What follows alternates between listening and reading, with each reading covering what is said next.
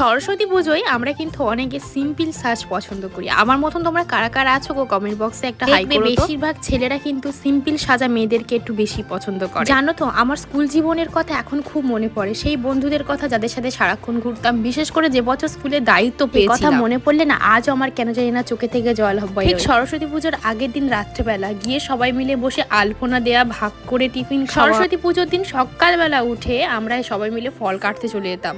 সবাই বলতো এই পুরোহিত আসবে, এক্ষুনি আসবে, এক্ষুনি আসবে, সেটা নিয়ে আনন্দ করা। আর সব থেকে বড় কথা হচ্ছে বয়ফ্রেন্ডের পছন্দ মতন শাড়ি। তোমরা যাই বলো, সরস্বতী পুজোতে স্কুল লাইফের প্রেম মানে একদম জমে ক্ষীর। আচ্ছা, তোমরা কারা কারা গো সরস্বতী পুজোর আগে কুল খেতে না? আমি কিন্তু কোনোদিনও খাইনি, ইনফ্যাক্ট এখনো খাই না। খালি মনে হয় যে বিদ্যা হবে না। তবে এখন তো আর বিদ্যা না বিদ্যার কোনো ব্যাপার না, কিন্তু খাই না, সেই ভয়টা এখনো থেকে গেছে। তবে সরস্বতী পুজোতে না একজনের কথা খুব মনে পড়ে, থাকা সেটা বললাম। বাই দ্য ওয়ে, এই সিম্পল লুকটা কেমন লাগছে কমেন্টে জানি।